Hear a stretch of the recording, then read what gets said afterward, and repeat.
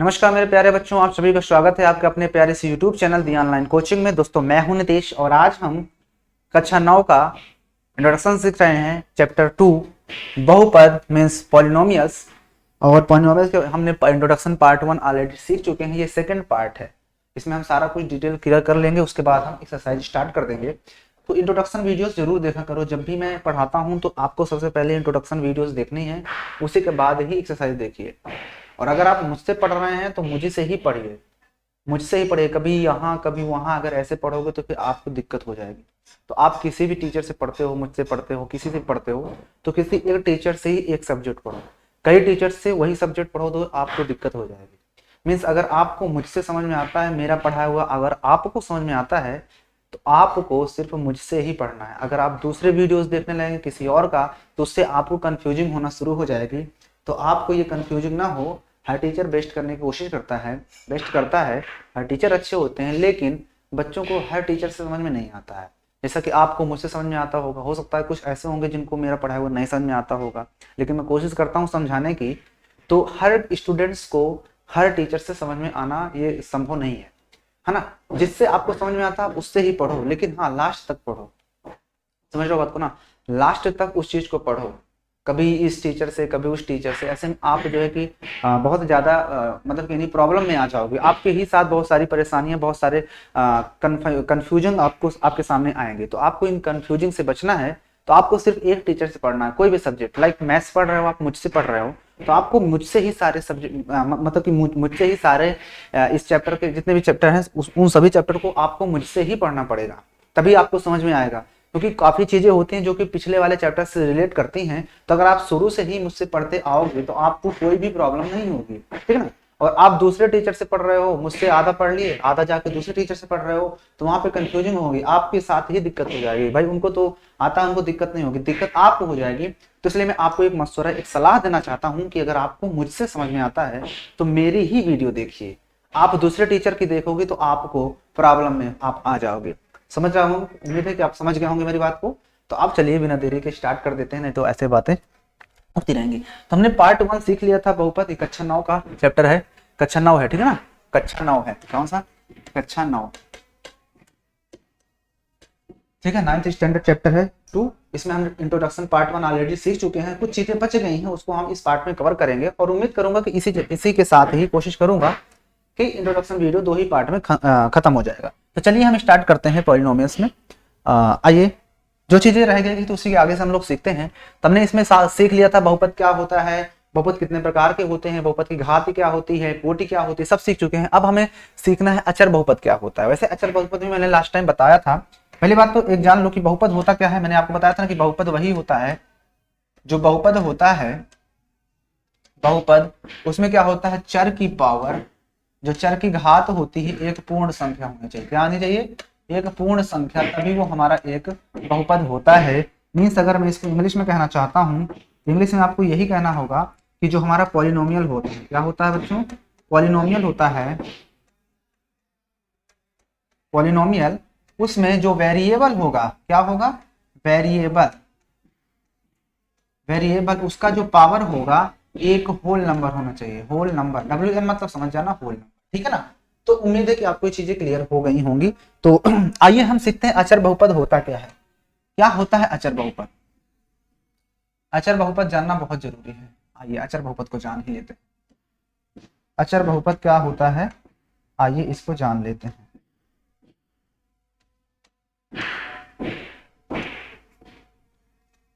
देखिए अचर बहुपद पहली हेडिंग है हमारे पास यहाँ पे, उसी के आगे जहां तक हम सीख चुके थे। अगर आपने नहीं देखा पार्ट 1 तो पहले देखिए, आपसे बार बार यही विनती कर रहे हैं, ठीक है ना। अचर बहुपद, इसी को मैंने कहा था, इसी को हम इंग्लिश में क्या बोलते हैं? इसी को इंग्लिश में कांस्टेंट बोलते हैं। क्या बोलते हैं? Constant polynomial. क्या बोलते हैं इसी को? कांस्टेंट पॉलिनोमियल, ठीक है। कांस्टेंट पॉलिनोमियल, ठीक है। तो देखो कांस्टेंट पॉलिनोमियल्स वो होते हैं जिसमें कोई नंबर, मतलब कि नंबर को छोड़ करके, क्योंकि अचर वो चीज होती है जो कि फिक्स होती है, अडिग होती है। यानी कि जितने भी हमारे नंबर्स होते हैं वो सब अचर बहुपद होते हैं। उसके साथ कोई भी अदर कोई भी वेरिएबल नहीं होना चाहिए। जैसे मैं एग्जांपल की बात कर लेता हूँ। एग्जांपल तो अगर मैं एग्जाम्पल की बात करता हूं तो जैसे मैं कह देता हूं कि 5, ये एक अचर बहुपद है। क्यों? क्योंकि इसके साथ कोई भी वेरिएबल नहीं है। तो ऐसा जो बहुपद होता है वो अचर बहुपद कहलाता है। सिर्फ जो नंबर होते हैं, ओनली नंबर, कंडीशन क्या होगी? ओनली नंबर्स होंगे, ओनली नंबर्स होंगे, वही हमारे क्या होंगे बच्चों? वही हमारा होगा अचर बहुपद। ठीक है ना? 6 है, ये भी अपने आप में एक अचर बहुपद का एग्जाम्पल है। तो उम्मीद है आपको समझ में आ गया होगा कि अचर बहुपद क्या होता है। बस यही था। अरे बहुत आसान है, आपकी सोच से भी आसान है। जितना आप सोच रहे होगा ना कि अचर बहुपद है, हाँ हो सकता है कठिन नहीं होगा, इतना आसान ही होगा, तो ये उससे भी आसान है। दूसरा हम सीख रहे हैं शून्य बहुपद क्या होता है।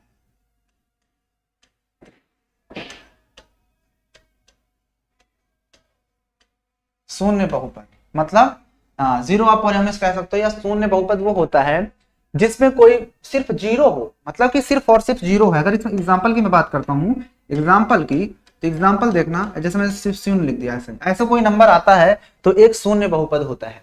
ये भी अपने आप में एक बहुपद है, लेकिन ये एक शून्य बहुपद है क्योंकि इसमें क्या आ रहा है? जीरो आ रहा है। तो जीरो अपने आप में एक शून्य बहुपद का अच्छा एग्जाम्पल है। तो अगर आपसे शून्य बहुपद पूछा जाए तो आप तो शून्य बहुपद बता सकते हो ना कि शून्य बहुपद क्या होता है। आपको आसानी से शून्य बहुपद समझ में आ गया होगा कि हम शून्य बहुपद किसे कहते हैं। अब इसके बाद एक बात और आती है, बहुपद के शून्यक। अगला नंबर हमारा आता है बहुपद के शून्यक। तो देखो शून्य बहुपद समझा ना कि शून्य बहुपद ये होता है जिसमें सिर्फ जीरो होता है, ऐसे वो होता है शून्य बहुपद। तो अगर आपके सामने कभी भी एग्जांपल आ जाए और दे दिया जीरो, पूछ ले जीरो कैसा नंबर है, तो आप सीधा सीधा बताओगे कि क्या है? एक जीरो हमारा एक शून्य बहुपद है। ये क्या है? एक शून्य बहुपद है ना आशा? ओके, चलिए आते हैं बहुपद के शून्यक को जान लेते हैं कि बहुपद के शून्यक क्या होते हैं। अगला है हमारे पास बहुपद के शून्यक, तीसरा नंबर।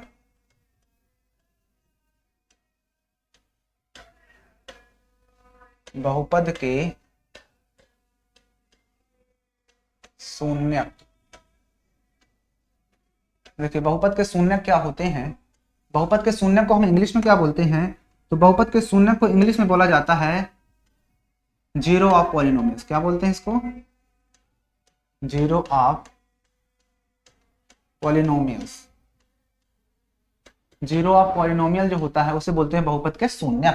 ठीक है ना? अब देखो इसमें क्या होता है, बहुपद के शून्यक की जब बात करते हैं तो बहुपद का शून्यक वही नंबर होगा जिसको हम उस बहुपद में चर की जगह पर रख दें तो वैल्यू जीरो आ जाए। सपोज करो मेरे पास कोई पी ऑफ एक्स है, मैंने बताया था कि बहुपद को हम पी एक्स से डिनोट करते हैं।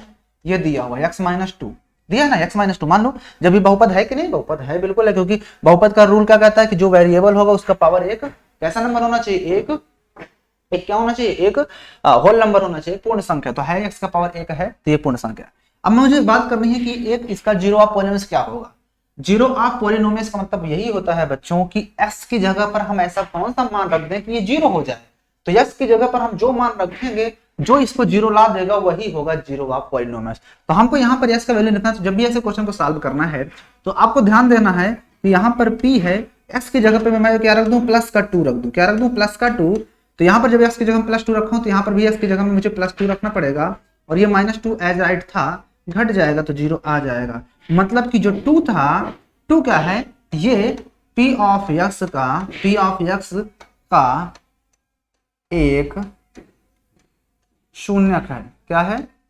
एक शून्यक है। नहीं समझ में? कोई बात नहीं, एक एग्जांपल और लेते हैं, एक एग्जांपल और लेते हैं, एक एग्जांपल और लेते हैं, एक एग्जांपल और लेते हैं। ठीक है ना? देखो इस क्वेश्चन को यहाँ ऐसे भी सॉल्व कर सकते हैं। चलो हमने कह दिया कि आपके पास पी ऑफ एक्स जो दिया है वो दिया है 3x माइनस 5, ये दिया है। हम क्या करेंगे, जब भी x का वैल्यू मुझे निकालना होगा तो जो दिया होगा p ऑफ x उसको हम बराबर जीरो रखेंगे। ठीक है ना? हमेशा जब भी मुझे बहुपद के शून्यक पूछेगा। अब सोल्यूशन देख लो। अब यहाँ पे p ऑफ x मतलब 3x माइनस 5 है। p ऑफ x क्या है? 3x minus 5। तो यहाँ पे रख दूंगा ना 3x माइनस 5 इक्वल टू 0। उसके बाद यहाँ पर मुझे 3x निकालना है, ये उधर 5 जाएगा तो प्लस में चला जाएगा, और मुझे चाहिए x, तो x बराबर क्या हो जाएगा? 5/3। तो जो 5/3 आया ये इस बहुपद का एक शून्यक होगा। बहुपद का एक शून्यक क्या है बच्चों? तो बहुपद का एक शून्यक क्या है? 5/3। अगर हमें चेक करना है कि हमारा सही या गलत तो कोई बात नहीं, जो हमारे पास p ऑफ x दिया है, p ऑफ x क्या दिया हुआ है? 3x minus 5। इसमें हम x की जगह पर वैल्यू रख देते हैं। तो यहाँ पर x की जगह पर रखेंगे तो 3 इंटू एक्स बराबर कितना आया? 5/3। तो यहाँ पर मैं रख देता हूँ 5/3, और ये माइनस का 5 था। ओके, अब ये हो जाएगा 3 से 3 कट जाएगा, ऊपर 5 एक कम 5 हो जाएगा और माइनस का 5, तो 5 से 5 गया, देखो 0 आ गया ना। यानी कि मैंने x की जगह पर क्या रखा, 5/3। x की जगह पर जब मैंने 5/3 रखा तो बच्चों ये क्या हो गया, एक बहुपद का शून्य प्राप्त हो गया। अब ये बहुपद का शून्य जो आया यही क्या है, एक बहुपद का शून्य है, ये x बराबर 5/3 इस बहुपद का एक शून्य होगा। क्योंकि यहां पर जो है, यहां पर हमारा जो है कि जीरो ऑफ पॉलिनोमियल्स जो आया है p ऑफ x 3x - 5, तो ये px equal to 0, 3x - 5 equal to 0, 3x बराबर 5, तो x बराबर 5/3। तो जो x बराबर 5/3 आया बच्चों, यही हमारा क्या है, एक बहुपद का शून्य है। यही क्या है, एक शून्य का है। समझ में आया बात ना? तो हम बहुपद के शून्य को हम किस तरह से निकालते हैं वो चीज आपको समझ में आ गई होगी। अब एक चीज और तुमको बताता हूं,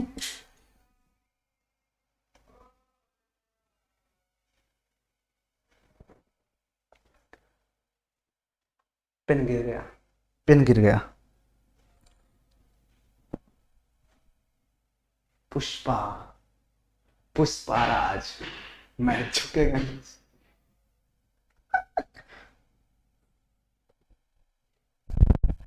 चलो आगे देखते हैं। अब इसके बाद देखते हैं ध्यान से, ये आ गया। अब उसके बाद हम बात कर लेते हैं, अब तो आपको समझ में आना कि जब भी जीरो ऑफ पॉलिनोमियल्स निकालना हो तो हम कितना आसान है, कितना आसानी से हम निकाल सकते हैं जीरो ऑफ पॉलिनोमियल्स। ठीक है ना, हम जीरो ऑफ पॉलिनोमियल्स को बहुत आसानी से निकाल सकते हैं। अब याद रखना कि किसी भी अगर हमारे पास इस तरह से कुछ लिखा होगा तो हम कैसे पता करेंगे इसके कितने जीरो ऑफ पॉलिनोमियल्स होंगे, कितने इसके बहुपद होंगे, इस बहुपद के कितने शून्य होंगे। तो याद रखना कि यश का जितना अधिकतम पावर होगा वही उसके बहुपद के शून्य उतने ही होंगे। यश का पावर जितना ज्यादा होगा उसके जो शून्य आएंगे उतने ही ज्यादा आएंगे। तो यहाँ पर यश की पावर कितनी है, 1 है, इसलिए सिर्फ और सिर्फ एक ही होगा। सपोज करो मैं यहीं पे एक क्वेश्चन लेता हूं, यहीं पर एक क्वेश्चन ले लेता हूं और आपको दिखाता हूं कि कैसे बहुपद के शून्य एक से ज्यादा भी हो सकते हैं। सपोज करो मैंने यहाँ पर कह दिया px बराबर x² - 4। ठीक है, तो मैं क्या करूंगा, px बराबर 0 रखूंगा, यानी px मेरे पास दिया है x² - 4 बराबर 0। ठीक है, अब उसके बाद मुझे क्या करना होगा, मुझे तो x² चाहिए, तो ये 4 उधर जाएगा तो प्लस हो जाएगा 4। मुझे तो x चाहिए, x तो x बराबर क्या होगा, उधर जाएगा तो रूट चढ़ जाएगा 4। अब देखो जब ये रूट से बाहर आएगा, जब ये नंबर रूट से बाहर आएगा तो प्लस का या माइनस का 2 हो सकता है कि नहीं हो सकता है, बताओ। यस का वैल्यू जो होगा वो प्लस का 2 ही हो सकता है, माइनस का 2, क्योंकि रूट के अंदर जो वैल्यू होती है चाहे माइनस में हो चाहे प्लस में, उसका स्क्वायर करेंगे तो प्लस में ही हो जाती है।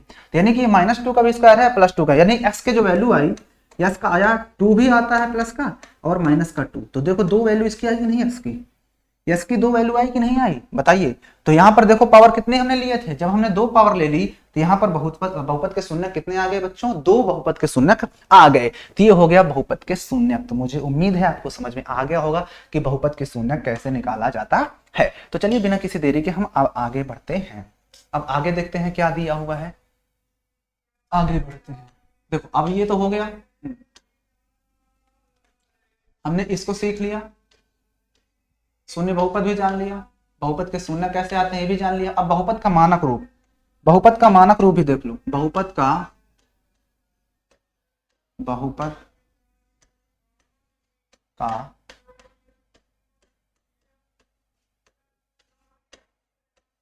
मानक रूप, ठीक है ना, यानी कि बहुपद का जो स्टैंडर्ड फॉर्म होता है कैसे लिखा जाता है उसको देखना है।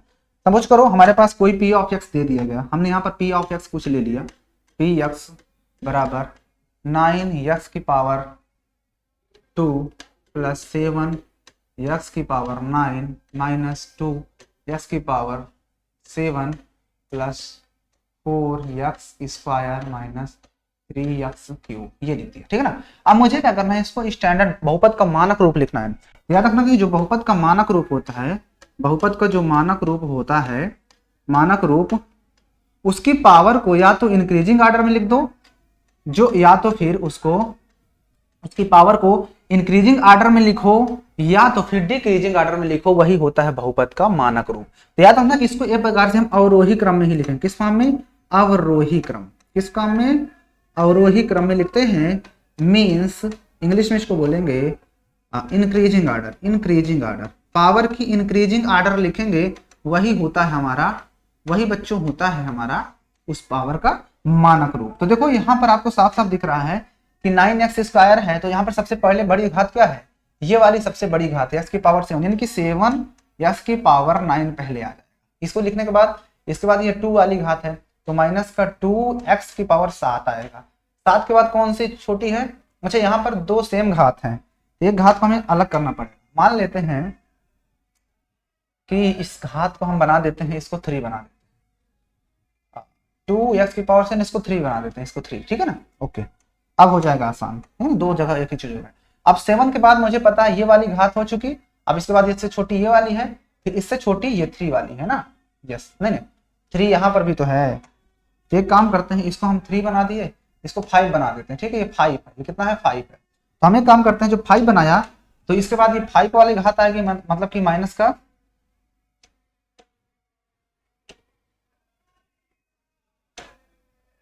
अरे ठीक है, हमने क्या किया, इसके बाद ये वाली घाट आएगी, मतलब माइनस का 3 x की पावर 5 हो गया। इसका भी काम खत्म, इसका भी काम खत्म, इसका भी। अब ये 3 वाली घात आएगी, मतलब प्लस का 9x क्यूब और उसके बाद ये प्लस का 4x स्क्वायर। ये होता है हमारा एक मानक रूप। हम किसी का भी मानक रूप कुछ इस तरह से लिखते हैं। उम्मीद है कि आपको मानक रूप लिखना समझ में आ गया। तो चलिए एक क्वेश्चन हो ही जाता है, और एक क्वेश्चन और ले लेते हैं, आपसे पूछते हैं कि बहुपद का मानक रूप बताना है आपको। यहां पर लिख दिया मैंने पी एक्स 4x की power 9 minus 7 x square plus 7 x की पावर 7 प्लस 7, इसको लिखना है। तो इसका जब मानक रूप लिखोगे बच्चों, क्या लिखोगे? मानक रूप। मानक रूप तो क्या होगा, मैंने बताया मानक रूप किसका लिखना है? पी एक्स का। तो क्या होगा मानक रूप? तो आपको साफ साफ कहोगे गुरु जी सबसे पहले बड़ी घात ये 9 है, सबसे बड़ी घात 9 है, तो ये पहले ही आ जाएगा, यानी कि 4x की पावर 9, राइट। उसके बाद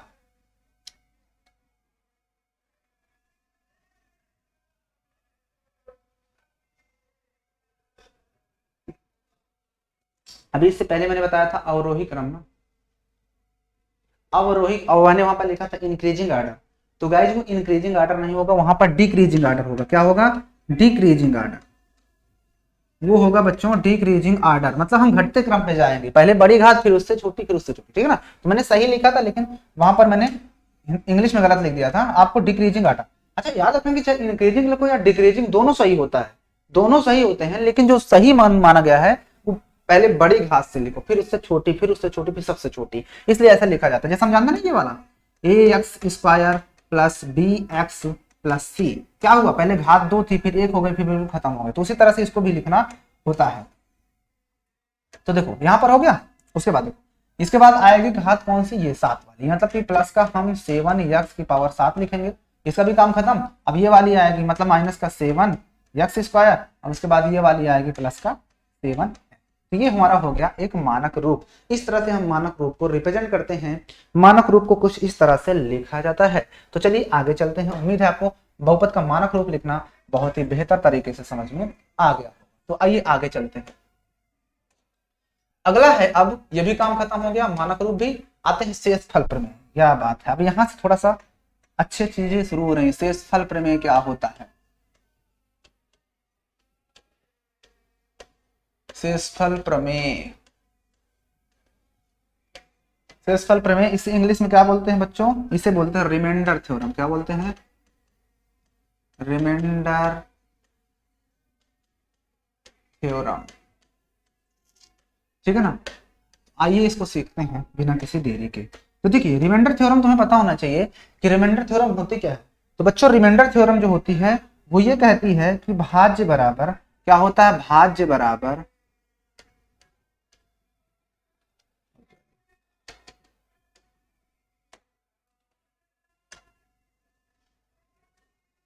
भाज्य बराबर भाजक गुणित भागफल धन शेषफल, धन शेषफल, यही होता है ना। भाज्य बराबर भाजक गुणित भागफल धन शेषफल, या इसी को इंग्लिश में लिखना चाहते हो तो बोलते हैं इसको डिविडेंड। क्या बोलते हैं? Dividend equal to divisor, SER DI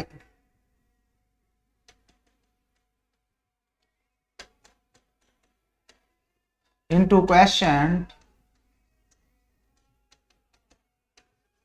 plus reminder, यही होता है ना, रिमाइंडर, ठीक है ना। तो dividend equal to divisor into question into plus reminder, मतलब कि अगर हमारे पास कुछ इस तरह से कोई चीज दी हुई होती है तो यहाँ पर जो होता है इसको बोलते हैं भाज्य। क्या बोलते हैं इसको? भाज्य। या इसी चीज को बोला जाता है बच्चों इंग्लिश में डिविडेंड। क्या बोलते हैं? डिविडेंड। और यहाँ पर जो होता है उसे बोलते हैं भाजक। क्या बोलते हैं? भाजक। या इसी को इंग्लिश में बोलते हैं डिवाइजर। क्या बोलते हैं? डिवाइजर। यहाँ पर जो होता है उसे बोलते हैं भागफल। क्या बोलते हैं? भागफल। मतलब इंग्लिश में क्वेश्चन, QUIEITEN, ठीक, समझ जाना, क्वेश्चन। और उसके बाद यहाँ पर जो बचता है नीचे उसे बोलते हैं शेषफल। क्या बोलते हैं? शेषफल बोलो या शेष बोलो, इंग्लिश में बोलते हैं रिमाइंडर। क्या बोलते हैं? रिमाइंडर। आपको समझ में आ गया होगा, ठीक है ना। तो इस तरह से ये चीजें होती हैं। क्लियर हो चुका है आपको कैसे हम इस चीज को देखते हैं, ठीक है ना। तो आइए एक क्वेश्चन देखते हैं। इसका फार्मूला आपको याद होना चाहिए कि डिविडेंड डिवाइजर इनटू क्वेश्चन में क्या होता है, इसमें रिलेशन। अगर आपको ये चीज पता हो गई तो आपके सामने कोई भी शेषफल प्रमेय होगा तो उसे बहुत आसानी से आप डिवाइड करके बता सकते हो। फॉर एग्जाम्पल आपके सामने मैं एक क्वेश्चन लेता हूँ और उस क्वेश्चन को करने की कोशिश करते हैं। अच्छा, एक चीज और भी नहीं बताया अभी, उसको भी जाना। यानी अगर कभी भी इस फॉर्म में होता है, ठीक है ना, तो जो अंदर लिखा जाता है ना यहाँ पर, इसे हम P ऑफ x लिखेंगे। क्या लिखेंगे इसको? P ऑफ x, ठीक है ना। Px होता है, ये बहुपद होता है। यहाँ पर जिसको डिवाइड किया जाता है जिससे, वो होता है gx। क्या लिखेंगे उसको? gx। अब इसको लिखने के संकेत दिए गए हैं, महोदय जी ने जो भी संकेत दिया है हमें उसी पे अमल करना है। अब इसके बाद यहाँ पर क्वेश्चन होता है, इसलिए इसको q और ब्रैकेट में x लिखेंगे। x मतलब समझ रहे हो ना कि यहाँ पर बहुपद x लिया जाएगा। अगर y के फॉर्म में होगा तो y रख देंगे, कोई दिक्कत नहीं। अब उसके बाद जो यहाँ पर नीचे बचता है यहाँ पर वो होता है हमारा रिमाइंडर, तो उसको हम r ब्रैकेट में x लिखेंगे। क्या लिखेंगे बच्चों? r ब्रैकेट में x। बात समझ में आई या नहीं समझ में? तो ये चीज के फॉर्म में अगर देखा जाए तो इस फार्मूले के थ्रू एक फार्मूला और बन जाता है, यानी ये इंटू ये होता है। मतलब कि इसको लिखेंगे P ऑफ x को, हम P ऑफ x को ये भी तो कह सकते हैं ना कि gx into qx plus rx। नहीं कह सकते क्या इस फॉर्म में? बताइए आप लोग, मुझे बताओ कि क्या मैं इस चीज को इस फॉर्म में नहीं कह सकता हूँ? आप लोग मुझे बताओ क्या मैं इस चीज को कुछ इस फॉर्म में नहीं लिख सकता हूँ? क्या बिल्कुल लिख सकता हूँ सर जी, क्योंकि भाई भाज्य बराबर, यानी भाज्य है, भाज्य बराबर भाजक गुणते भागफल धन शेषफल। तो वही चीज मैंने यहाँ पर लिख दी। उम्मीद है कि चीज आपको क्लियर हो चुकी होगी। तो चलें आगे। ओके, अब आते हैं कभी कभी क्वेश्चन दे देगा और कहेगा इसको ऐसे रिमाइंडर थ्योरम से डिवाइड करके बताओ, उसमें रिमाइंडर कितना आएगा, क्वेश्चन कितना आएगा, दुनिया भर की चीजें पूछता रहता। तो हम एक क्वेश्चन भी इस पर कर लेते हैं और उसके बाद जब एक्सरसाइज हम स्टार्ट करेंगे तो वहां पर भी और चीजें सीखेंगे। सपोज करो हमारे पास एक क्वेश्चन है, क्या दिया हुआ है हमारे पास? Px दिया हुआ है हमारे पास, उसने Px दे दिया है। Px से कितना दिया है? एक काम करते हैं थोड़ा सा,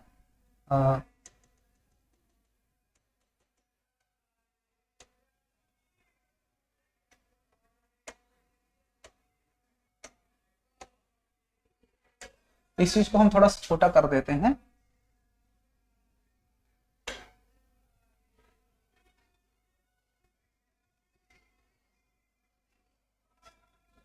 यहाँ पे रख देते हैं इसको, ठीक है, दिख तो रहा होगा ना। ओके, हमने थोड़ा सा ऊपर कर दिया ताकि हमको थोड़ा सा जगह मिल जाए। अब हमारे पास देखो एक चीज है कि इसमें Px दिया है, क्वेश्चन है Px हमारे पास दिया हुआ है। कितना दिया हुआ है Px? 3x square plus x minus 1, 3x square plus x minus 1 plus x minus 1। इसके बाद हमारे पास और क्या दिया हुआ है? g ऑफ x भी दिया हुआ है, g ऑफ x कितना दिया हुआ है? x plus 1, x plus 1। ये क्वेश्चन है हमारे पास। एक क्वेश्चन मैंने यहाँ पर लिख दिया, Px दिया हुआ है, gx दिया हुआ है, और हमें इसमें बताना है कि इसमें रिमाइंडर कितना आएगा और क्वेश्चन कितना आएगा। हमें इसमें फाउंड करना है कि Rx क्या होता है, Rx कितना आएगा, और साथ में क्वेश्चन मतलब Qx क्या होगा। अब मैं अभी आपको बताया कि जब इस तरह का चीज होता है तो यहाँ पर जो होता है वो Px होता है, यहाँ पर जो होता है वो gx होता है, यहाँ पर जो आता है वो Qx होता है, और जो नीचे बचता है वो Rx होता है। क्या होता है? Rx। मतलब कि हमें ये चीज बताना है क्या होगा और ये चीज बताना है क्या होगा, पी एक्स दिया है, मतलब ये चीज जो दी है वो ये दी हुई है और ये चीज यहाँ पर दी है, यानी जी ऑफ एक्स यहाँ पे रखना है, इसको यहाँ पर रखकर डिवाइड करना है। यही आपको सीखना है इस क्वेश्चन में कि हमें डिवाइड कैसे करना है किसी भी चीज को, ठीक है ना। तो आइए इस चीज को देख ही लेते हैं। ओके, तो चलिए डिवीजन हमारा शुरू होता है गाइस यहां से।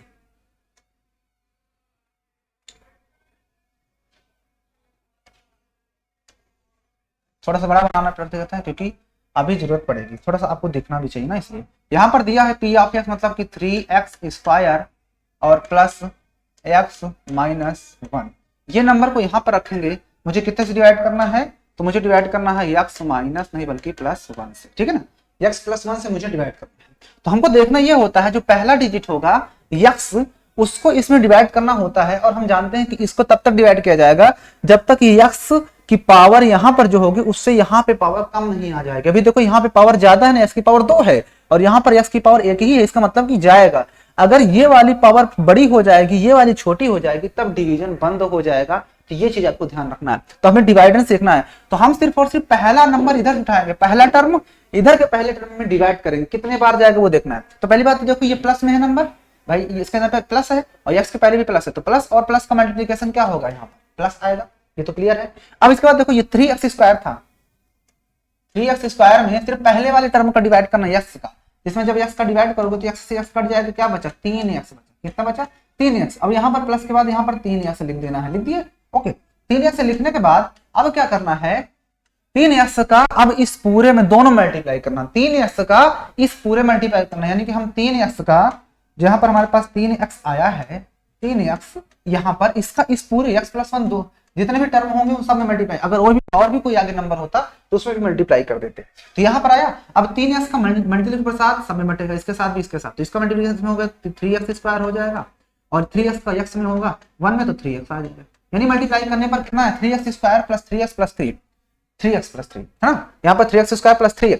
तो जो जिसका टर्म होगा, जिसका जोड़ीदार होगा उसी के नीचे, देखो x² वाला है ये, तो स्क्वायर वाले के नीचे रख देंगे, तो 3x² और ये प्लस 3x है, सिर्फ x, यानी कि इसके नीचे प्लस का 3x लिख देंगे, लाइन खींच देंगे। अब हम जानते हैं कि यहाँ पर सब्ट्रैक्ट करते हैं तो साइन बदल जाता है, घटाया जाता है, तो ये प्लस में था तो ये माइनस हो जाएगा, ये माइनस में प्लस में, ये भी माइनस में हो जाएगा, ठीक है ना। ओके, अब देखो ध्यान से, इसको हटाते हैं। अब यहाँ पर जब घटाओगे गाइस, तो यहाँ पर हमको साफ साफ दिख रहा है यहाँ पर कि ये तो कट जाएगा और ये 3x माइनस में हो जाएगा क्योंकि साइन बदले, ये प्लस में, तो घटाएंगे तो 2x बचेगा। अब बड़ा नंबर हमारा माइनस में, इसलिए माइनस लग जाएगा। अब बाकी का जो बचता है ऊपर, वो पूरा का पूरा उतर, अगर इसके आगे भी कोई नंबर होता तो वो भी उतर आता नीचे, ठीक है ना, हर लाइन पे ऐसे उतरेगा। अब वही काम फिर से, अब इस बार ये माइनस में है और ये फिर से प्लस में है, अब ये माइनस में है, ये प्लस में है, तो प्लस और माइनस का मल्टीप्लाई क्या होता है, माइनस होता है। क्या होता है, माइनस होता है। माइनस जैसे ही किया गाइस, तो यहाँ पर अब इस माइनस और उसके बाद ये पहला टर्म क्या है 2x, अब 2x में पहले वाले टर्म से डिवाइड करेंगे, मतलब x से, तो x से जब डिवाइड करोगे तो x से x कट जाएगा, कितना है 2, यानी कि यहाँ पर माइनस का 2 लिखेंगे, माइनस का 2, याद इसमें है ना। ओके, अब माइनस का 2 लिखने के बाद अब इस 2 का इस पूरे मल्टीप्लाई फिर होगा, यानी 2 का मल्टीप्लाई जो आया है उसको x +1 पूरे में करना पड़ेगा, तो क्या होगा 2x बन जाएगा और फिर प्लस का उसमें 2 हो जाएगा, तो 2x + 2 यहाँ पर रखेंगे और माइनस भी तो साथ में था ना, माइनस का 2, तो माइनस भी लगाएंगे यहाँ पे, तो माइनस का इसमें होगा तो माइनस का 2 है, फिर माइनस प्लस माइनस माइनस हो जाएगा यहाँ पे, तो माइनस का 2 है, यानी माइनस का 2x और माइनस का 2 आएगा, राइट। अब घटाएंगे, अब हम पता है कि जब हम साइन बदलते हैं, घटाते हैं यहाँ पे, तो यहाँ पर साइन बदल जाता है, यहाँ प्लस यहाँ भी प्लस, अब ये भी कट जाएगा, ये भी कट गया, कितना है रिमाइंडर 0, बात समझ। तो ये हमने क्वेश्चन को सॉल्व कर दिया। अब जब हमने क्वेश्चन को सॉल्व कर दिया गाइस, तो हमें रिमाइंडर भी पता हो गया इस क्वेश्चन का, और इस क्वेश्चन का हमें वो भी पता हो गया। तो यहाँ पर देखो ध्यान से, इसको भी हटा देते हैं। यहाँ पर लिखेंगे हम क्या, इसको क्वेश्चन पूछा था ना, तो क्यू ऑफ एक्स, ये क्यों है गाइस, क्यों है, क्यों, तो यहाँ पर लिखेंगे q of x equal to कितना आया 3x - 2, और r ऑफ x कितना आया, या आर एक्स बोल दो, कितना आया 0, है ना। कितना प्यारा क्वेश्चन था, कितना आसानी से हमने क्वेश्चन को कर लिया। तो क्वेश्चन में इसी तरह रिमाइंडर पूछेगा और उसका क्वेश्चन पूछेगा, तो हम इस तरह से कर सकते हैं।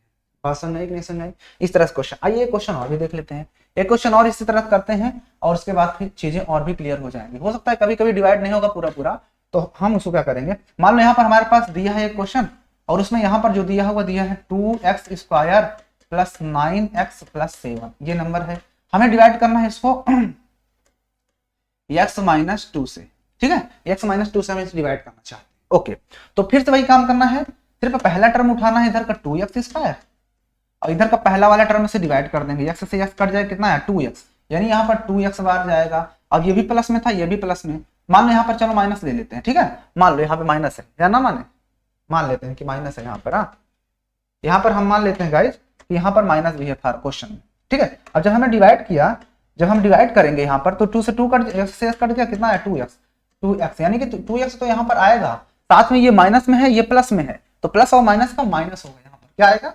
माइनस। ओके, अब आगे देखो, अब इसका ये जो माइनस का 2x आया है गाइज, माइनस का 2x, इसका इस पूरे में x माइनस 2 में मल्टीप्लाई करना पड़ता है, तो माइनस और प्लस, तो प्लस माइनस माइनस और 2 और x स्क्वायर हो जाएगा, क्योंकि x 2 बार है, इस माइनस माइनस प्लस हो जाएगा, 2 2 जा 4x हो जाएगा। ये चीज समझ आएगी नहीं, इस माइनस 2 का 2x का इन दोनों में किया है, तो माइनस 2x का x में तो 2x स्क्वायर और माइनस प्लस माइनस होता है, फिर माइनस माइनस प्लस हो जाएगा और 2x का करेंगे 2 में तो 2 2 जा 4x आ जाएगा। यहाँ पर कितना आ जाएगा गाइस, माइनस का 2x स्क्वायर और x वाला इसी के नीचे रखा जाएगा, मतलब कि 4x, ठीक है। उसके बाद अभी मैंने बताया, अभी मैंने आपको बताया कि साइन बदल देते हैं जब घटाते हैं, तो इसमें जब साइन बदलेंगे इसमें तो यहाँ पर हो जाएगा प्लस, यहाँ पर हो जाएगा माइनस, ये तो कट जाएगा, और यहाँ पर ये माइनस में है, ये प्लस में है, तो घट जाएगा, तो 5x बचेगा और आगे वाला नंबर वैसे उतार लेंगे। और यहाँ पर गाइस देखना है, ये प्लस में था बड़ा नंबर, इसलिए हमने प्लस यहाँ पर लगाया, प्लस, ठीक है ना। अब उसके बाद फिर से गाइस वही काम, फिर से देखना ये प्लस में है और ये माइनस और प्लस में है, तो प्लस और प्लस का यहाँ पर प्लस ही आएगा। अब उसके बाद 5x में हम डिवाइड करेंगे किसका, x का, तो x से x कट जाएगा, बचेगा 5, यानी कि 5 बार जाएगा। जब 5 बार जाएगा, 5 बार जाएगा तो यहाँ पर हम 5 लिख देंगे, यहाँ पर 5 लिख देंगे। अब 5 का इन दोनों में फिर मल्टीप्लाई, तो 5 का पहले x में तो 5x हो जाएगा, और फिर 5 का -2 में तो 5 गुना 10 माइनस का 10 हो जाएगा, घटा देंगे, तो यहाँ पर गाइज हो जाएगा, ये हो जाएगा माइनस, ये हो जाएगा प्लस, ये कट जाएगा और ये 10 और 7 मिलकर के 17 हो जाएगा। अब देखो यहाँ पर तो ये छोटा है, क्योंकि यहाँ पर x 1 है, यहाँ पे है ही नहीं, तो छोटा हो गया, तो आगे जा ही नहीं सकता। तो यहाँ पर अगर आपसे पूछूं कि बताओ यहाँ पर मेरे पास क्यों x कितना आया, तो आप बोलोगे कि माइनस का 2x प्लस 5, मैं पूछूं rx कितना आया, तो आप कहोगे गुरुजी 17। समझ में बात ना, इस तरह से इन क्वेश्चंस को किया जाता है।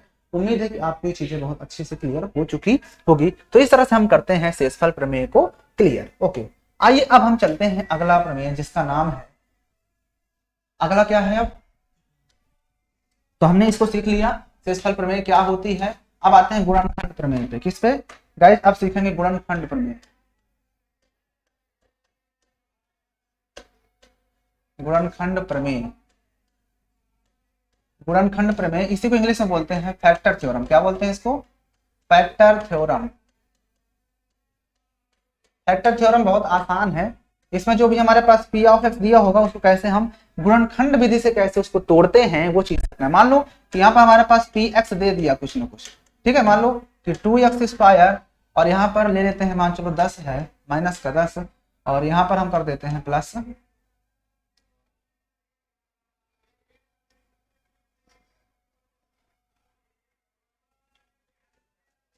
x ले लेते हैं, ठीक है। हम ये हमारे पास ये क्वेश्चन है, p ऑफ x ले लिए, हमारा ये क्या है, पॉलीनोमियल है भी ना, है कि नहीं, ठीक है। इसको हमें सॉल्व करना है गुणनखंड प्रमेय से। तो याद रखना कि जब भी उसको गुणनखंड फैक्टर करना होता है तो उसका आंसर इस फॉर्म में बताना होता है, इस फॉर्म के अलावा आंसर और किसी तरह नहीं आना चाहिए, ये आंसर होता है, ठीक ना, यानी बीच में प्लस माइनस कुछ भी नहीं, बस ऐसे ही आंसर आएगा, वही हमारा होता है फैक्टर थ्योरम। तो कुछ नहीं है, बहुत आसान होते हैं चीजों को, कुछ चीज ध्यान रखना होता है बच्चों, इसमें ध्यान क्या देने वाली बात है वो आपको ध्यान से देखना है। तो जब ये क्वेश्चन है, ये 2x स्क्वायर कुछ नहीं बोलना, इसको ऐसे ही रहने देना है। अब क्या करना है कि पहली बात तो देख लो, इसकी पावर बड़ी हो फिर उससे कम, फिर इसी फॉर्म में होना चाहिए पहली चीज। तो फिर क्या करना है कि जो x स्क्वायर का गुना होता है उसको उठाते हैं और लास्ट में जो नंबर बचता है 10, इन दोनों को आपस में क्या कर देते हैं, मल्टीप्लाई कर देते हैं, तो कितना हो जाएगा 20 हो जाएगा, कितना आ जाएगा 20, यानी x स्क्वायर के साथ अगर 1 होता तो 1 का 10 मल्टीप्लाई, तो यहाँ पर 2 है तो 2 का 10 में कराओगे तो 20 आएगा। अब गाइज 20 आया ना हमारे पास, जो ये 20 आया इन दोनों को मल्टीप्लाई करने पर 20 के ऐसे दो फंड करने होते हैं गाइज, ऐसे दो फैक्टर करना है कि उनको माइनस करने पर, यहां पर देखना इसके साथ जो साइन होगा, घटाने पर प्लस का, इसके साथ 1 है ना, x के साथ, तो x के साथ 1 तो होता है ना, तो घटाने पर प्लस का 1 आना चाहिए, प्लस का 1 लाना है। तो इसका जब खंड करोगे तो आपके दिमाग में आता है कि हम इसको क्या सब तोड़ सकते हैं, 10 दूना 20 तोड़ सकते हैं, 2 खंड, या फिर आप दिमाग में आ रहा होगा कि 5 चौके 20 भी कर सकते हैं, है ना। और या तो आपके दिमाग में आ रहा होगा 20 एक कम 20 कर सकते हैं, तब भी हो सकता है ना। लेकिन किसी भी सिचुएशन में ये चीज लाना है हमको, घटाने पर एक चाहिए। तो घटाने पर अगर यहाँ पर मैं दोनों घटाऊंगा तो एक मिलेगा क्या? नहीं मिल सकता। तो जब ये नहीं मिलेगा तो इसका मतलब ये नहीं हो सकता। यहाँ पर घटाने पर एक मिलेगा क्या? नहीं मिलेगा, नहीं मिल सकता। लेकिन यहाँ पर 5 से 4 घटाने पर हमें एक मिल सकता है। अब बड़ा नंबर प्लस में लाना है, प्लस का 1 है, इसलिए मुझे क्या करना है, इसको प्लस में ले लूंगा, इसको माइनस में ले लेंगे। बात समझ नहीं समझ? तो यानी कि मैं यहाँ पर लिख सकता हूँ इस चीज को, प्लस का 5x और माइनस का 4x और प्लस का सॉरी माइनस का 10 लिख देंगे बस। यानी कि मैं इस यक्स की जगह पे प्लस का 5x माइनस 4x लिख सकता हूं, क्योंकि 5x से 4x घटाओगे तो x ही बचेगा और साथ में बड़ा नंबर प्लस है इसलिए प्लस का 1, बस हो गया। अब दो जब 4 टर्म हो जाते हैं गाइड, जो 4 में से 2 को अलग करते हैं, 2 को अलग करते हैं, इन दोनों से कॉमन सबसे ज्यादा क्या दिख रहा है? तो ज्यादा से ज्यादा इसमें से कॉमन सिर्फ और सिर्फ x दिख रहा है। तो x कॉमन ले लोगे तो यहाँ पर बचेगा 2x और प्लस का 5। यहाँ पर हमें साफ साफ दिख रहा है कि माइनस का 2 कॉमन है, तो 2 2 4 2x बचेगा, और ये माइनस और माइनस प्लस हो जाएगा यहाँ पे, तो प्लस का 2 5 10। ठीक है। अब उसके बाद मैं इस चीज को हटा देता हूँ। अब आप यहाँ पर देख रहे हो गाइस कि यहाँ पर अब ये एक टर्म ये बन गया, एक टर्म ये बन गया, क्योंकि मैंने बताया माइनस या प्लस से ही अलग होता है, ये एक ही टर्म है। तो इन दोनों में हमें फिर से 2x और प्लस का 5 दिख रहा है, और यहाँ पर x माइनस 2 दूसरे में हो जाएगा। और मैंने बताया था कि आंसर हमेशा इसी फॉर्म में आना चाहिए गुणनखंड के लिए। तो देखो इसी फॉर्म में हो रहा है, तो ये हमारा क्या हो जाएगा, इस क्वेश्चन का आंसर हो जाएगा। बताओ कहाँ पे दिक्कत हुई? आप लोग बताइए तुरंत, आपको दिक्कत कहाँ पे हुई? कहीं पर दिक्कत हुई क्या? कहीं पर आपको दिक्कत नहीं हुई, मुझे पता है। चलिए अब आगे चलते हैं, आगे चलते हैं, अब और कुछ सीख लेते हैं। ठीक है, एक क्वेश्चन और लेते हैं बच्चों, प्यारा सा क्वेश्चन, आपको बहुत अच्छे समझ में आएगा। मैंने यहां पर कह दिया, एक मेरे पास p ऑफ x मैंने ले लिया, px ले लेते हैं। सपोज करो वही क्वेश्चन जो पुराना था, क्या था, 2x स्क्वायर। ठीक है, और यहां पर मैं इस बार माइनस का x ले लेता हूं और माइनस का 10 था। ठीक है, तो जब इसको तोड़ोगे तो 10 और 20 को मल्टीप्लाई करोगे तो 20 आएगा, 20 आएगा। अब 20 का सिर्फ एक ही ऐसा खंड था जो कि 5 चौके 20 या 4 पंचे 20 था, यही था ना। तो इस बार मुझे माइनस का 1 चाहिए। कितना चाहिए? माइनस का 1 चाहिए। तो इसलिए मैं क्या करूंगा, यहाँ पर 2x स्क्वायर, अब माइनस में मुझे चाहिए, इसलिए मैं बड़ा नंबर माइनस के साथ ले लूंगा 5x और प्लस का 4x कर दूंगा इस बार, क्योंकि इस बार मुझे प्लस में नहीं बल्कि माइनस में चाहिए, इसलिए मुझे माइनस में चाहिए बड़ा वाला नंबर। तभी तो घटाने पर माइनस का x बचेगा भाई, 5x से 4x जाएगा तो x ही बचेगा, और साथ में बड़ा नंबर प्लस में माइनस में, इसलिए माइनस आ जाएगा। अब वही काम, एक टर्म ये, एक टर्म ये, इन दोनों में मुझे फिर से कॉमन दिख रहा है 2 नहीं है, 2 कॉमन है, x कॉमन है, तो x कॉमन ले लिए तो 2x बचेगा माइनस का 5, और यहाँ से प्लस का 2 कॉमन ले लोगे तो x माइनस 5 यहाँ से बचेगा। अब एक टर्म ये, एक टर्म ये, तो इन दोनों में जब कॉमन लोगे तो यहाँ से तो यहाँ से क्या कॉमन हो जाएगा गाइस, यहाँ से आपको साफ साफ दिख रहा है कॉमन, तो 2x और माइनस 5 एक में हो जाएगा, और बचा हुआ x प्लस 2 दूसरे में हो जाएगा। बोलो बाकी वही हो गया आंसर, सिंपल है ना। आपको समझ में आया नहीं समझ में आया? ओके, चलिए अब आते हैं क्वेश्चन में, और मैं ट्विस्ट पैदा करता हूँ क्वेश्चन में, देखना आप कितना फर्राटेदार आप क्वेश्चन करोगे। अब एक चीज हम और करते हैं इस क्वेश्चन में, एक चेंजिंग और करते हैं। चलो क्वेश्चन ऐसे ही कुछ रहेगा, यहाँ पर हम कर देते हैं इस बार एक्स स्क्वायर, क्या कर देते हैं, एक्स स्क्वायर, और यहाँ पर हम ले लेते हैं 15 ले लिए। ठीक है ना। तो अगर मैं यहाँ पे 15 ले रहा हूं तो यहाँ पर मुझे प्लस का 2x चाहिए और माइनस कर देते हैं। ठीक है ना। तो एक्स स्क्वायर प्लस 2x और माइनस का 15 ले लिए। तो जब इस क्वेश्चन को सॉल्व करोगे तो 15 और इसके पहले क्या है, 1 है, तो 15 और इसके पहले यहाँ पे 1 इंटू होता है कि नहीं, तो 15 का जब 1 में मल्टीप्लाई करोगे तो 15 ही है। अब गाइस 15 के ऐसे दो फैक्टर करना है कि वो 2 आना चाहिए। तो 15 के फैक्टर क्या हो सकते हैं, या मैं इसको 3 5 15 कह सकता हूँ, या तो फिर 15 एकम 15 कह सकता हूँ। इसके अलावा कुछ बन सकता है क्या? अब देखो घटाने पर 2 आना चाहिए, तो ये वाली सिचुएशन में तो घटाने पर 2 आ नहीं सकता, क्योंकि 15 से 1 घटाओगे तो कहाँ आएगा, और ये सिचुएशन में मल्टीप्लाई करने पर तो 15 आ जाएगा, लेकिन घटाने के बाद देखो 2 आने की संभावना है। इसमें से 3 और 5 के थ्रू हम 2 ला सकते हैं। अब मुझे घटाना है और बड़ा नंबर प्लस में लाना है, तभी तो प्लस में आएगा। इसका मतलब ये वाला नंबर मैं 5 को प्लस में ले लूंगा और इसको माइनस में ले लूंगा, बात खत्म। यानी मैं यहाँ पर लिख सकता हूँ गाइज, ये एक्स स्क्वायर तो ऐसे ही रहेगा, इसके जगह पर मैं लिख सकता हूँ प्लस का 5x और माइनस का 3x, है ना, क्योंकि 5 से 15 हो जाएगा, बड़ा नंबर प्लस में है प्लस का कर देंगे, और माइनस का 15। ठीक है, ओके, समझ में आ गया होगा, हटाते हैं इसको। अब देखो यहाँ पर अब आपका ध्यान से समझना, इन दोनों में से कॉमन क्या है, x कॉमन है, तो x प्लस 5 बचेगा, और यहाँ से माइनस का 3 कॉमन, तो x प्लस 3 5 15 बचेगा ना, यहाँ से x का कॉमन ले लोगे तो यहाँ से बचेगा आपका x प्लस 5 एक ब्रैकेट में और एक में हो जाएगा x माइनस, यही हो जाएगा आंसर। याद रखना फैक्टर के फॉर्म में आपको यही फॉर्म अपनाना है, यही फॉर्म में जब आंसर आएगा तो वो हमारा होता है गुणनखंड प्रमेय, वही होती है हमारी थ्योरम, वही होती है हमारी फैक्टर थ्योरम। और याद रखना कि मैंने कितने बार बताया जो पावर सबसे ज्यादा जितनी होती है उसके उतने ही फैक्टर बनेंगे। यहाँ पे पावर 2 थी इसलिए इसको 2 फैक्टर। समझ रहे हो ना बात को? हाँ, सभी को समझ में आ रहा है, बहुत अच्छी बात है, बहुत अच्छी बात है। चलिए अब ये चीज क्लियर हो चुका है। अब जो बचा हुआ चीज है उसको हम क्या करेंगे, कॉपी पे करेंगे बाद में, सॉरी कॉपी पे क्यों बोल रहा हूँ, अगली वीडियो में करेंगे।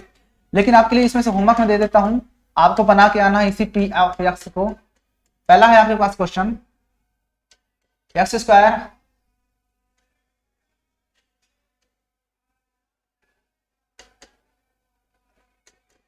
प्लस 7x प्लस 10, इसको तुम्हें क्या करना है, गुणनखंड करना है इसके। दूसरा क्वेश्चन आपके पास पी एक्स दिया हुआ है,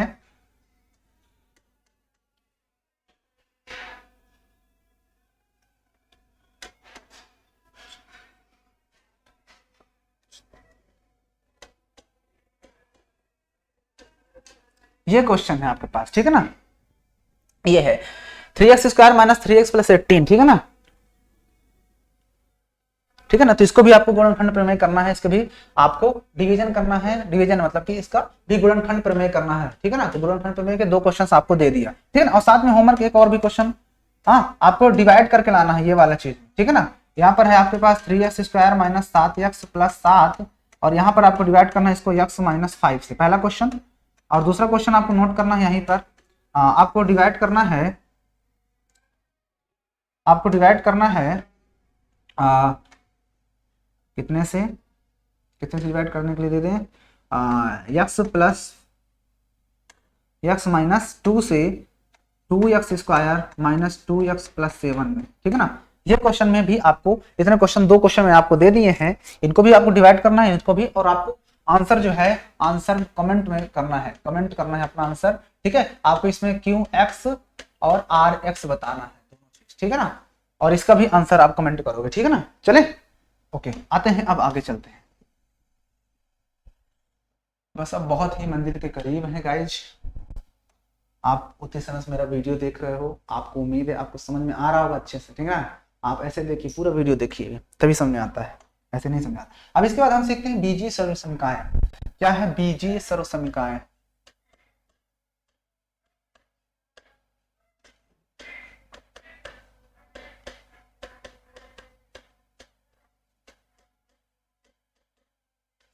इसी को इंग्लिश में क्या बोलते हैं, अलजेब्रिक आइडेंटिटीज,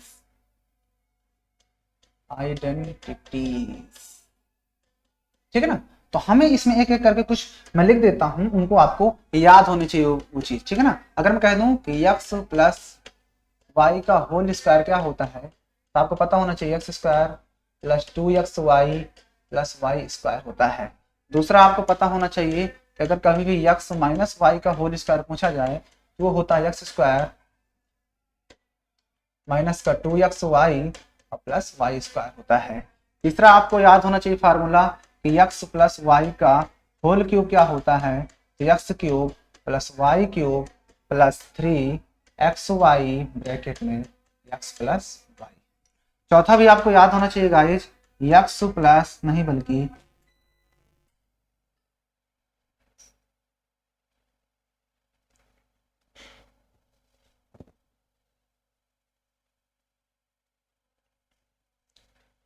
गाइस ये लाइट कट गई थी हमको लगता है, और मुझे फिर से लगता है लिखना पड़ेगा इसमें। इसको मैं चालू कर लेता हूँ फिर से, आप लोग वेट करिए थोड़ा सा। कट गया अपने आप कट जाता है, पता नहीं क्या हो गया इसमें।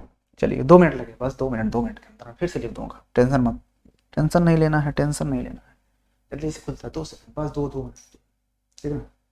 जल्दी खोलो जल्दी खोलो जल्दी खोलो। 1 2 3 4 action, 1 2 3 4 action, 1 2 3 4 action, 1 2 3 4 action, 1 2 3 4 action. वैसे भी हम लोग लास्ट में थे बिल्कुल, इसलिए कोई दिक्कत नहीं हुई।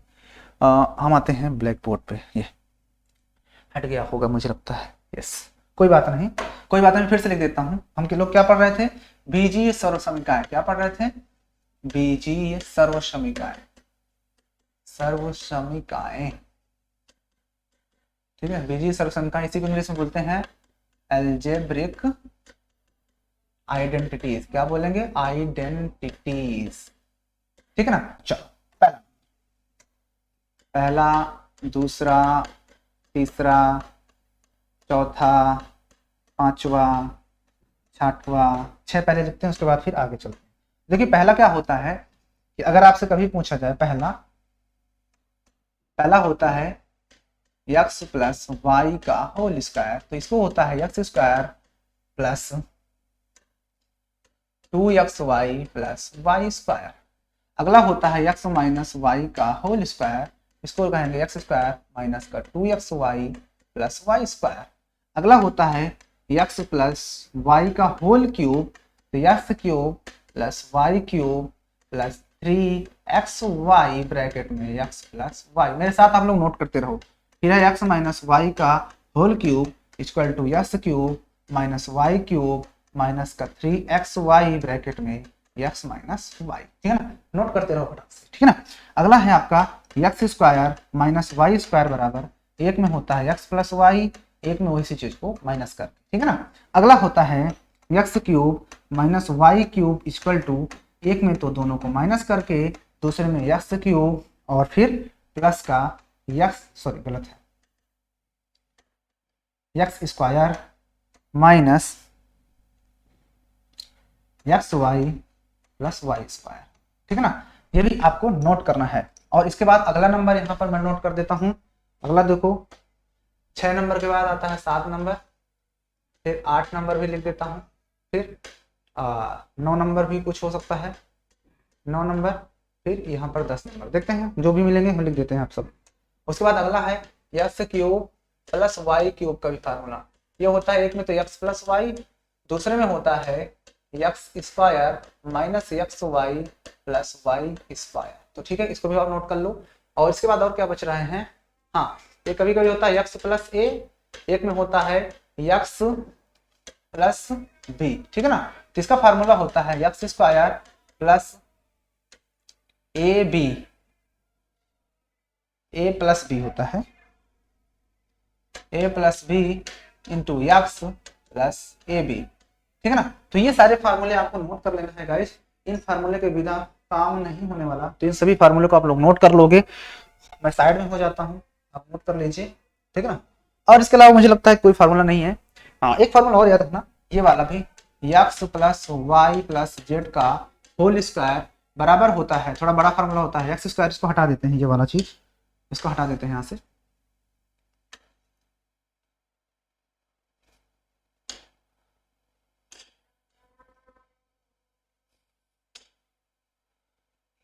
ठीक है ना, ये वाला चीज हटा देते हैं।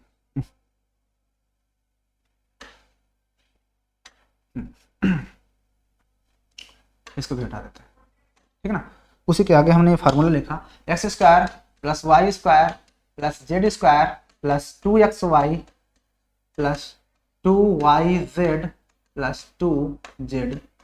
गाइस, इतने फार्मूले आपको एकदम कंठस्थ कर लेना है।